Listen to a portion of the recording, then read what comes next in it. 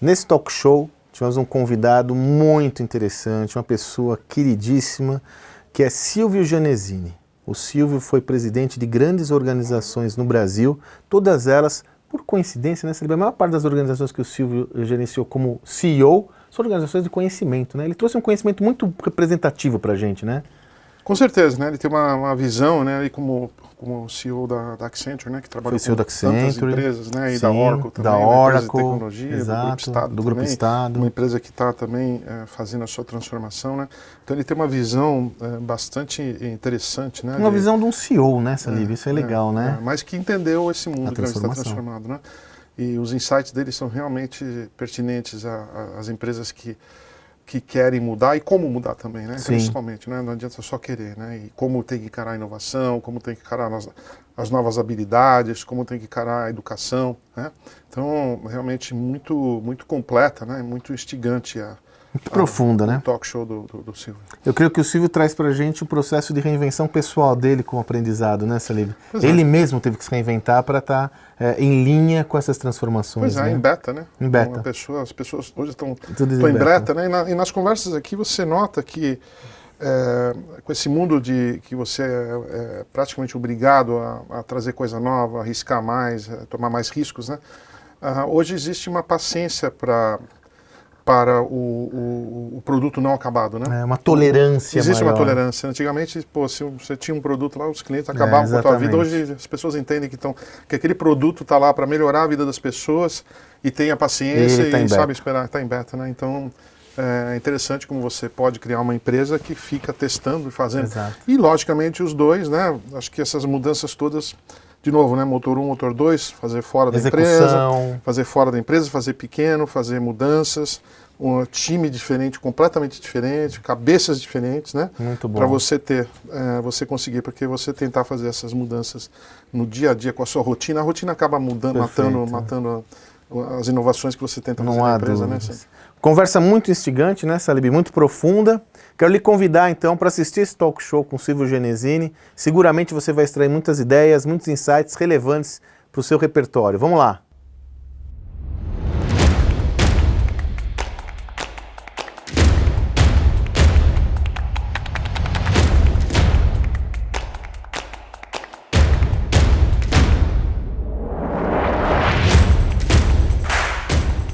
Olá, eu sou Sandro Magaldi. E eu, José Salib Neto, Salib. Nós somos os autores do livro Gestão do Amanhã. Com o objetivo de estender a plataforma do livro impresso, nós criamos uma série de entrevistas com personalidades brasileiras protagonistas que estão dirigindo e orientando o pensamento sobre esse mundo em transformação aqui no Brasil. São 10 vídeos com convidados para lá de especiais, como o nosso convidado de hoje, Silvio Genesini. Silvio, um prazer, muito obrigado por nos prestigiar nesse projeto. Prazer, Salib, é uma honra estar aqui junto com vocês. A honra é nossa, né, Salib? Receber o Silvio com tanta experiência e conhecimento, né? Que nível de entrevista que a gente está fazendo. Sem dúvidas, sem dúvidas. Silvio, como você bem sabe, todo esse nosso projeto atua muito nessa via da transformação. E você tem sido protagonista desse processo em vários papéis, né? Como advisor, como líder, como pensador, como provocador, quer dizer, você assume vários papéis, como conselheiro, vários papéis, sobretudo no contexto organizacional. Como você vê o nosso status atual? Como as organizações e os seus líderes estão preparados ou estão lidando com toda essa complexidade da sociedade atual? O Sandro Salib, primeiro, obrigado novamente por estar aqui. É um prazer fazer parte desse talk show e do livro de vocês. E esse é um tema, vamos dizer, que eu me interesso muito. Eu diria que o estágio atual é um estágio em que os líderes, os executivos e as próprias organizações já enxergaram e já sabem que tem que mudar.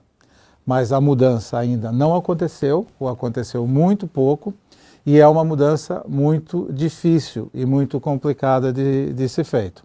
Porque as bases todas, e o livro de vocês mostra isso bem, vamos dizer, como que se fazia gestão anteriormente e como se organizava internamente, as corporações se organizavam para fazer a gestão, mudaram completamente.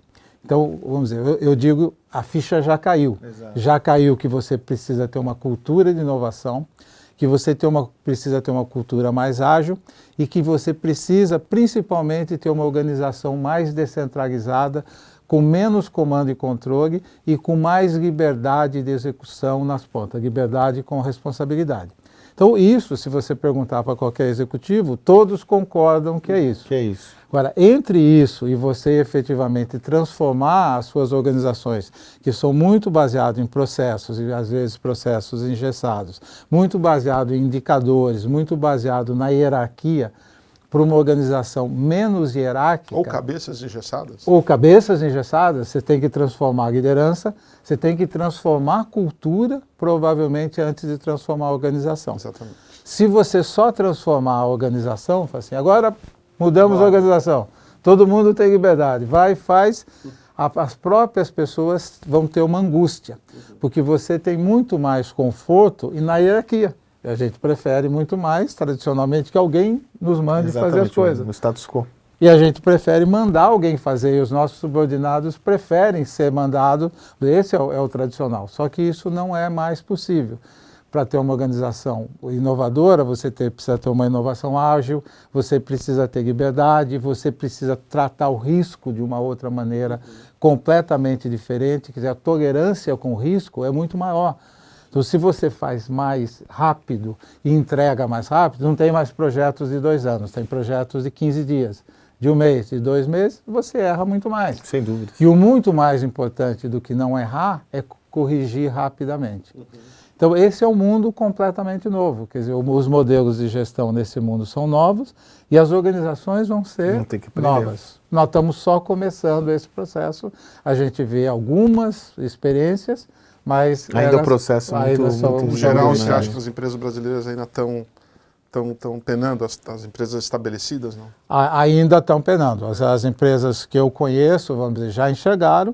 Se a gente faz essa conversa junto com os executivos, eles concordam, não tem. Se tiver aqui os CEOs de empresas junto com a gente, eles certamente concordariam. Mas quando você vê, vamos dizer, como elas são medidas, quais são os indicadores, como são os processos de recompensa, os variáveis, porque no fundo, como você é medido, é como você se comporta. Então, vamos dizer, as medidas que são ainda de médio e longo prazo, elas precisam também ser de curto prazo. Se os projetos são de curto prazo e você tem processo de avaliação e de recompensa anual, então descasa uma coisa com outra. Então, eu acho que tem um reconhecimento, mas a transformação é uma transformação que vai levar tempo, porque é uma transformação que você precisa mudar a cabeça, como o Saguib disse, precisa ter uma nova liderança que conviva com a incerteza, a insegurança, o imponderável. Quer dizer, o futuro ficou mais imponderável. Muda mais rápido, você tem muito mais risco de poder fazer. A sua capacidade de reação é muito mais importante do que você ter alguma coisa fixa por muito tempo. Então, todas essas coisas são coisas, obviamente, que são... Tem impacto. Tem impacto e tem muita Silvio, mudança. Você, durante um bom tempo, foi o principal líder de uma das principais organizações de conhecimento do mundo, né? Há uma consultoria que atua com uma matéria-prima básica, é o conhecimento, né? E hoje, todo esse contexto que a gente está trabalhando, como você mesmo colocou, é um problema de conhecimento no final do dia, né? De conteúdos. Como líder, qual é o seu conselho? O que você diria para o líder nessa missão de mudar esse conhecimento estabelecido, baseado até na sua experiência de ter trabalhado tanto com conhecimento em altíssimo nível, né? Pessoas que estão pensando o mundo organizacional, né?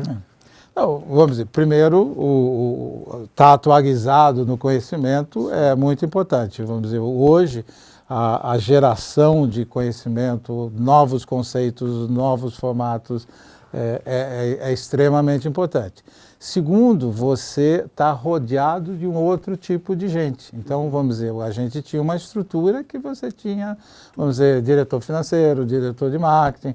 Hoje você precisa, desde conselhos dentro da organização, outro tipo de gente. Você precisa do designer, você precisa das pessoas de humanas, multidisciplinar. Você precisa das pessoas de criatividade, você precisa do cientista de dados, você precisa de muito outro de gente que vai te ajudar a entender. E às vezes nem esse tipo de profissional você encontra, né? Às vezes você precisa formar esses profissionais. Muitas empresas estão formando suas próprias necessidades e que você não consegue nem esperar a escola formar. A escola não forma, a escola em geral está um pouco atrasada nisso daí. Você tem que, na verdade, você formar ou procurar parceiros que te ajudem a formar. Então, a diversidade de formação é muito importante. Então, vamos dizer, a gente conselhos, não pode ter os conselhos só com os conselheiros tradicionais. Nos conselheiros a gente tem que ter diversidade de gênero, diversidade de formação, diversidade de idade, né? diversidade de perspectiva. Né? Você precisa ter uma molecada dentro do conselho, né? Quando Curioso, você pensou né? isso, né?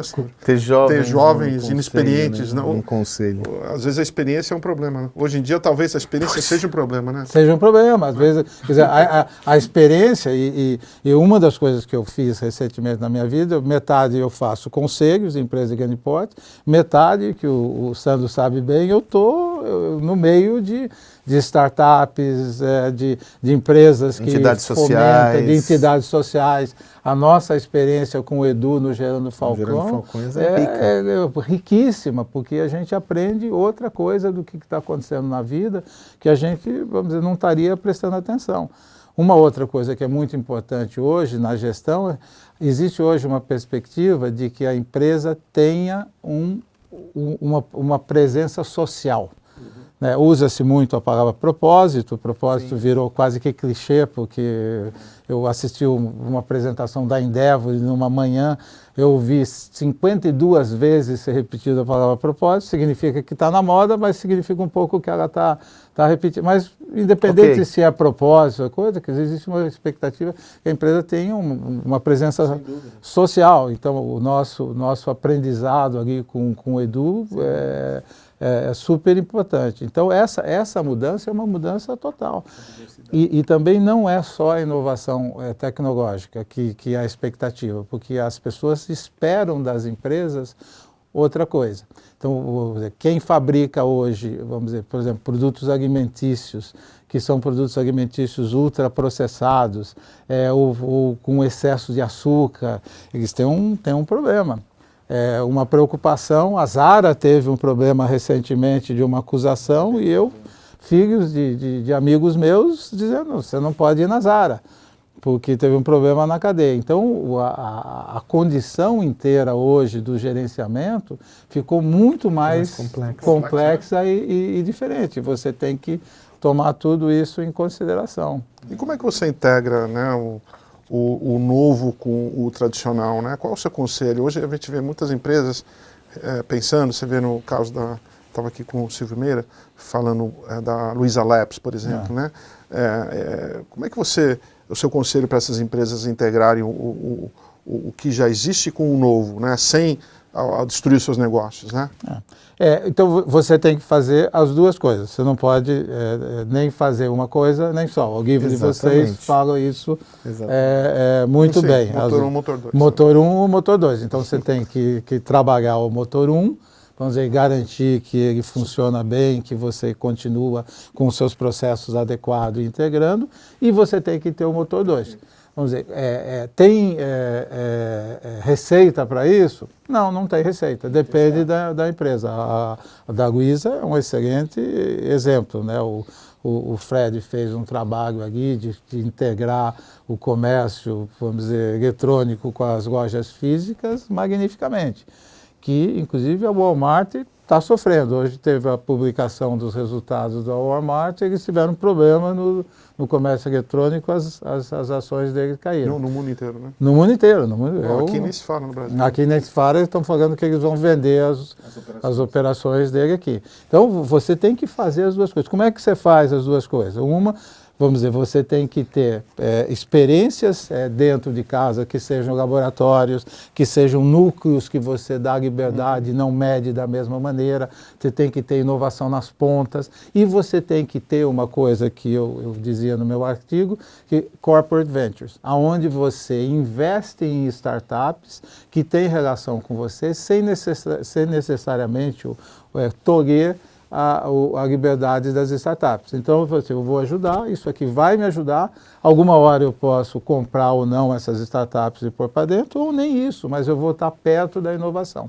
E, principalmente, a inovação ficou mais aberta. Esse é um outro sofrimento junto com o desmonte da hierarquia, que nós sempre nos acostumamos, vamos dizer, a ter, paredes, a ter, segredos, a ter silos. Então, a hora que você fala assim, olha, isso aqui abriu, isso aqui é colaborativo dentro da organização, mas é muito mais do que isso, ele vai para fora das organizações e é colaborativo para fora das organizações, eu vou fazer junto com os outros e não necessariamente só para mim. Então, esse é uma mudança para usar uma palavra antiga, repetida, paradigma, né? Que é uma mudança muito, muito importante, mas vamos dizer, e a cultura tem que ser uma cultura de inovação. Eu ouvi de uma diretora do Itaú recentemente, falando assim, era impensável você pensar que num banco como o Itaú, vale para os outros bancos, você tivesse um aplicativo que pudesse ficar fora do ar por 2 ou 3 horas. Era um grande pecado. Agora não, agora você corre esse risco de ficar 2 ou 3 horas fora do ar, porque você tem que fazer rapidamente, o que você tem que fazer é consertar rapidamente. Essa é uma outra cultura. É outra lógica. É outra lógica completamente. Assim, não, para eu ter certeza que eu vou com 0 defeito, ou quase 0 defeito... O Silvio Meira abordou esse tema. O Reid Hoffman falava, né, se você não tem vergonha da primeira versão do seu produto, você está atrasado. Você tá atrasado. Então, outra coisa que ele falou, assim, o empreendedor é aquele cara que pula da montanha e depois ele vai construindo o paraquedas no caminho. Agora, olha que interessante, né, Salib? Eu estava refletindo aqui com o Silvio e, circunstancialmente, hoje que nós estamos gravando essa entrevista, você traz essa referência do Walmart, né? No livro a gente fala sobre Kodak, nós falamos sobre Xerox, falamos sobre Nokia, Motorola, enfim. Agora, que incrível, né? Se nós refletirmos sobre uma realidade de 5, 6 anos atrás, a Walmart era intocável. Sim. A Walmart era intocável. Era exemplo. Não era? Né? Era a principal referência. E veja que claramente uma organização que teve uma boa dose de dificuldade de fazer uma leitura a esse ambiente digital. Não, o que acontece, né, Silvio, que esse novo ambiente ele não poupa o tamanho, o esforço, nada, né? Não. Ele é avassalador. Cada vez menos as empresas estão durando cada vez menos, né? As empresas consagradas, né? Isso que e aí a perenidade não se constrói, a perenidade se constrói com vitórias a cada tempo. Então você fala, eu quero durar para sempre, que sempre foi um objetivo de todas as organizações. Eu falo assim, para eu durar para sempre, eu preciso, vamos dizer, estar bem nos próximos 2 anos, depois 2 anos e depois 2 anos, e assim por diante. Então é uma sucessão. A minha perenidade não é mais garantida. Eu só garanto a minha perenidade com ajustes temporais. Por mais cruel que seja, aquilo que você construiu no passado, essa máxima vale mais do que nunca, né?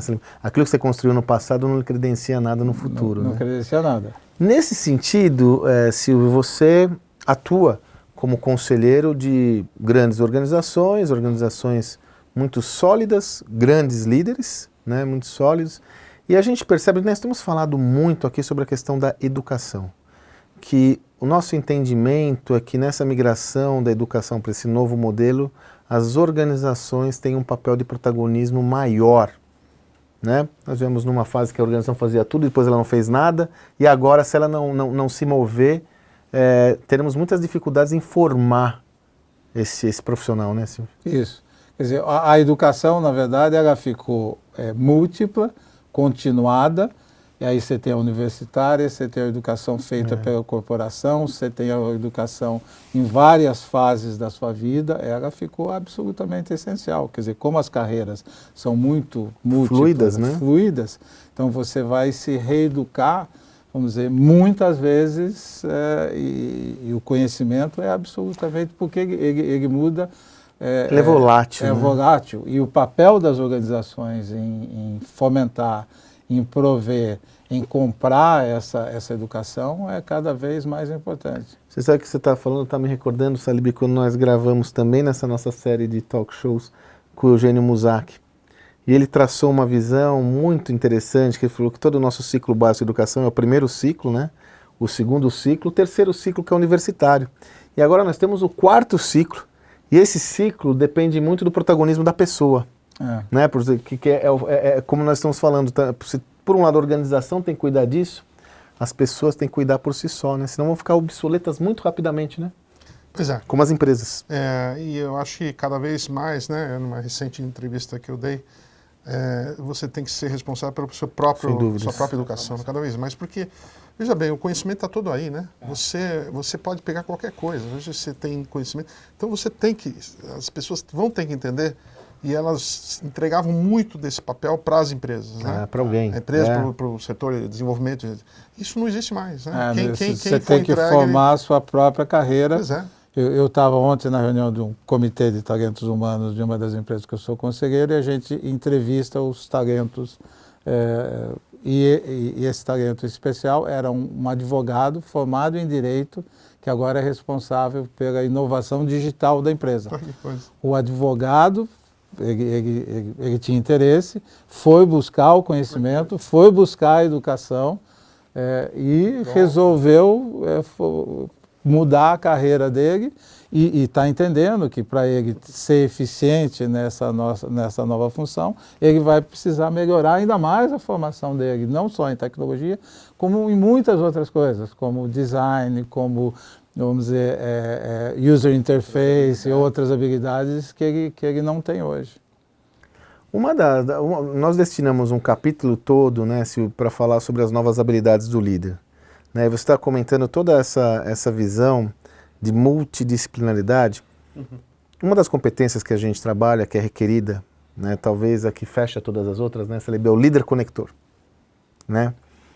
Como você vê o desafio hoje de um líder que foi preparado para a especialização praticamente, né, para o comando e controle nos seus mecanismos de liderança, ter a capacidade de ter essa visão que você traz da multidisciplinaridade, de conectar os pontos. Como você vê essa transição? Ainda mais agora, na quarta revolução industrial, né? Onde nós temos aí a junção do mundo físico, biológico e digital ao mesmo tempo, né? Humanidades com física, com ciência, né? Não, esse guide, que de certa forma somos nós um pouco, a nossa geração, a geração que vem logo depois, tem um desafio tremendo. Gigante, porque, vamos dizer, a geração que está subindo e que trabalha para ele está muito mais bem preparada, está mais educada, está mais bem formada, mais exigente e tudo, e ele tem que se reciclar de certa forma. E como é que faz isso? Quer dizer, tem várias maneiras, não é uma maneira só. Tem educação formal, tem que ter vivência, tem que ter, vamos dizer, sair do seu conforto e viver coisas diferentes, tem que tomar risco, tem que aprender a se comunicar. A comunicação é absolutamente essencial. Esse pessoal que vem espera um líder que seja um líder que tenha carisma, que tenha ética, que seja, vamos dizer, um comunicador sensível. Vamos dizer, a comunicação racional e a hierarquia pede muito o espaço. Quer dizer, você espera alguém que seja o condutor, que seja o criador do futuro, o inventor do futuro, que tenha isso daqui e que seja bom executor também, que isso é uma coisa muito importante, porque às vezes fala assim, não, precisa ter o visionário, coisa aqui, que não entrega. Quer dizer, a disciplina da entrega ficou muito, muito importante. Não adianta só boas ideias, né? Não adianta só... Às vezes é ao contrário, quer dizer, você tem uma ideia genérica, mas você é um bom entregador, você é um bom executor, você vai acertando o caminho, porque isso é uma hora de acertar o caminho. Você tem uma direção estratégica, você tem um sonho estratégico, você tem mas o mais importante que nas startups chamam de pivotar, né, que esse é o nome que o pessoal usa, é que você vai navegando, você tem resiliência, você está preparado para o imprevisto e vai mudando sempre tendo uma direção de onde você chegar. Então, Sandro, a transição desse líder é um desafio muito grande. Não há dúvidas. E de todos nós. De todos nós, na primeira pessoa. Como é que você vê esses grandes conglomerados, né? Empresas gigantes que venceram, tipo o Walmart, né? Que venceram com questão de custo, né? De você controlar... Liderança em custo. De liderança em custo. Liderar a cadeia de valor. Poder de compra, né? Sim. O famoso poder de compra. E mesmo assim... O modelo clássico do Porter, né, Salim? Os entrantes, né? Eu exatamente, controlo aqui a matéria-prima. Onde que nós pegamos aí bastante... com muita intensidade a questão, né? A visão crítica de que esse modelo hoje talvez não funcione mais, né? Como é que você vê essas empresas fazendo essa transição? Eu até estava no meu artigo, eu acho que a maior parte das grandes empresas já entenderam que elas precisam fazer a transição, estão colocando o dinheiro e estão colocando, vamos dizer, liderança para fazer isso. E a gente tem muitos exemplos.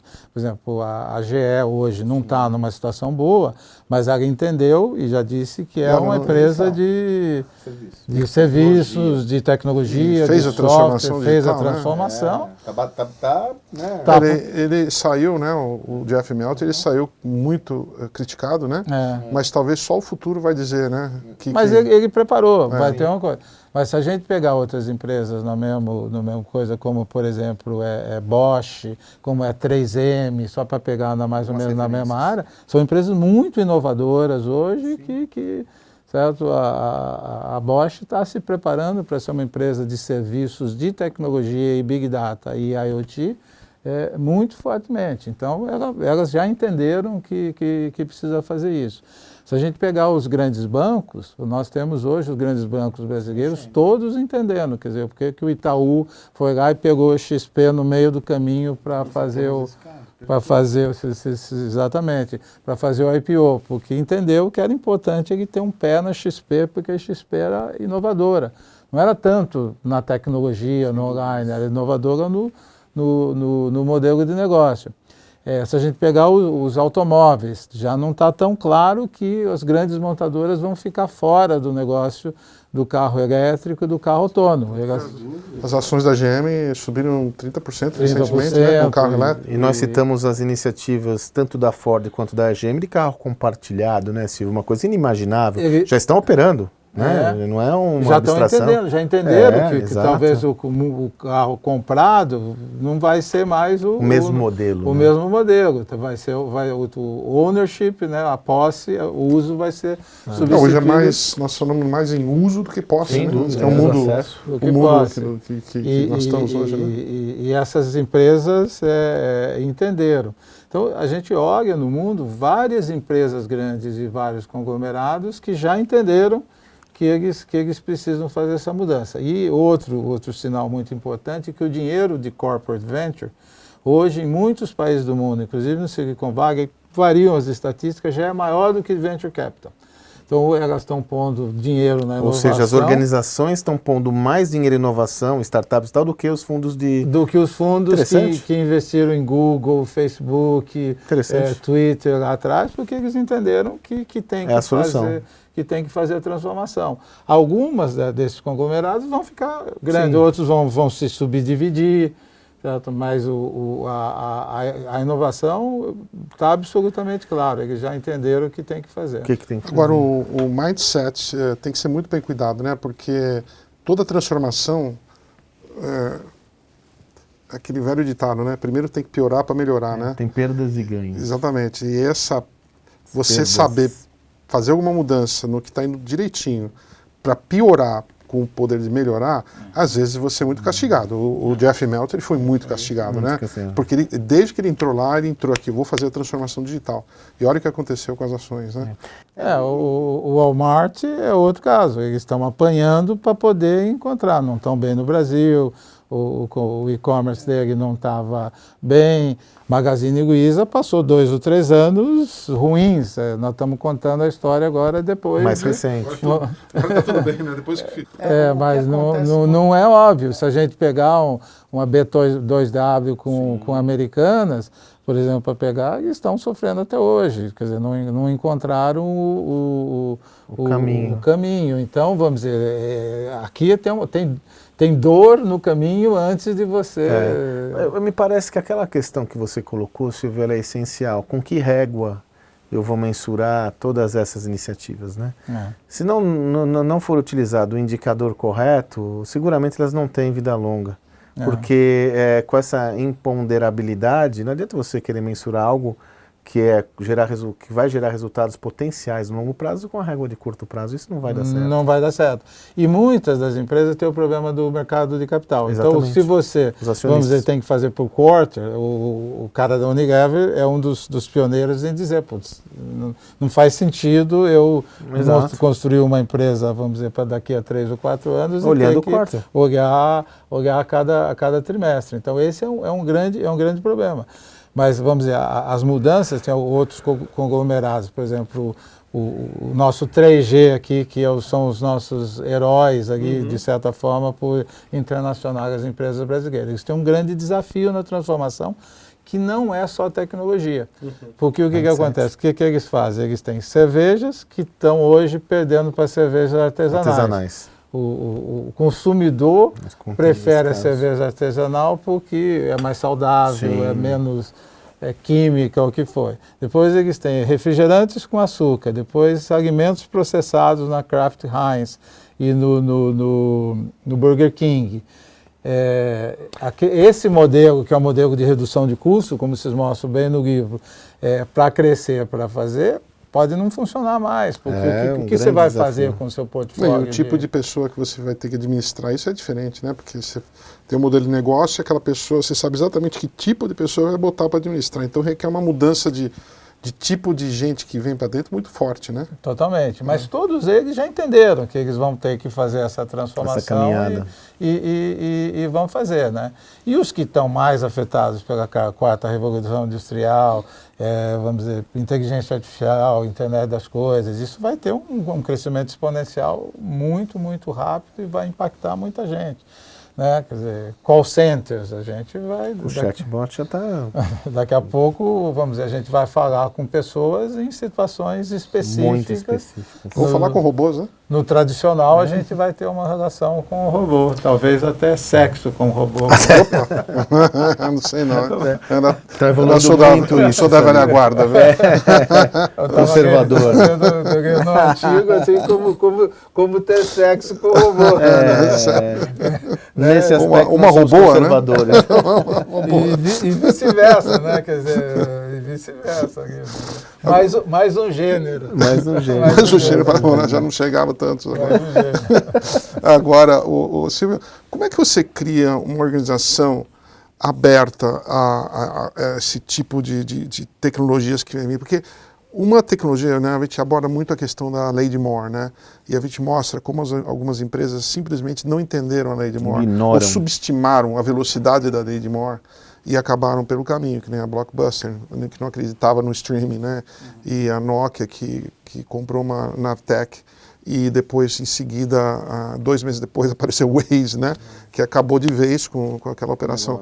Como é que você cria uma organização que gosta, que assimila conhecimento, mudanças, para que não seja pego de surpresa, para que essas coisas entrem, que não, nossa, veio uma outra tecnologia, mas que seja natural. Como é que você cria esse tipo de mindset de empresa, né? O formato que está sendo mais usado é fazer esses grupos ágeis, vamos dizer, que todo mundo esteja dentro do grupo, desde o dono do produto, o dono do processo, as pessoas de criação do produto, as pessoas de tecnologia, as pessoas de processo, as pessoas de entrega. Então aqui eu tenho o grupo que é responsável por entregar aquele produto novo, aquele aplicativo novo, aquela solução nova, e esse pessoal tem que entregar muito rapidamente os que eles chamam de squads em processos ágeis.